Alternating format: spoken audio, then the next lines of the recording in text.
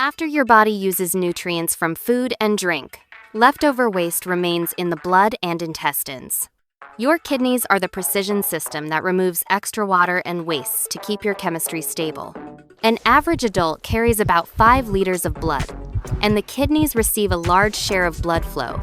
Blood enters each kidney through the renal artery, branching into smaller and smaller vessels. Inside the kidney are about 1 million tiny units called nephrons, your microscopic filtration factories. Each nephron starts with a glomerulus, a tight ball of capillaries designed to filter fluid. Pressure forces water and small molecules out of blood into Bowman's capsule. This is filtration. Blood cells and most proteins stay in the bloodstream, while the filtered fluid becomes filtrate.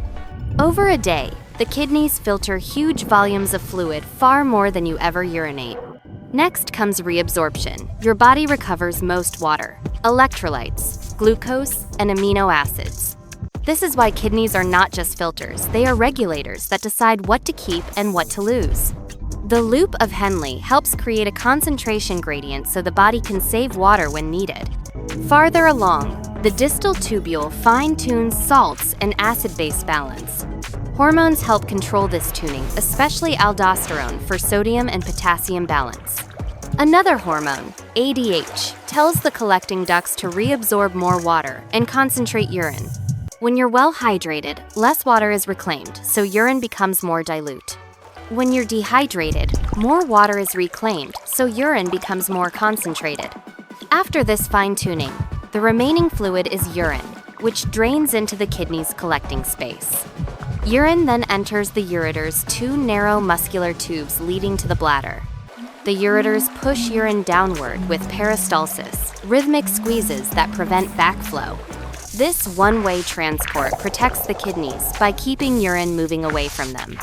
The urine enters the bladder, a flexible storage organ designed to stretch comfortably. When empty, the bladder is small. Its walls fold inward like soft tissue pleats. As it fills, the walls relax and the folds smooth out to store more volume. Typical functional capacity is roughly 400 to 600 milliliters, but it varies person to person.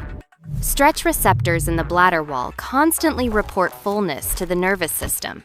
Those signals travel up to the brain, creating the sensation of urgency as the bladder nears full. When it's appropriate to urinate, the brain coordinates a precise reflex. First, the detrusor muscle contracts to squeeze urine out of the bladder. At the same time, the internal sphincter relaxes automatically to open the outlet. The external sphincter, under voluntary control, relaxes when you choose to urinate. Urine exits through the urethra, a tube that carries it out of the body. Chemically, urine is mostly water plus dissolved waste products your body doesn't need. Key wastes include urea, creatinine, uric acid, and excess salts from normal metabolism. Urine appearance can change with hydration dilute when well hydrated, darker when dehydrated. The kidneys do this continuously filtering, reabsorbing, secreting, and adjusting your internal balance. Together, kidneys, ureters, bladder, and sphincters form a coordinated system for safe storage and release. This is educational only. If you have pain, fever, blood in urine, or trouble urinating, seek medical care.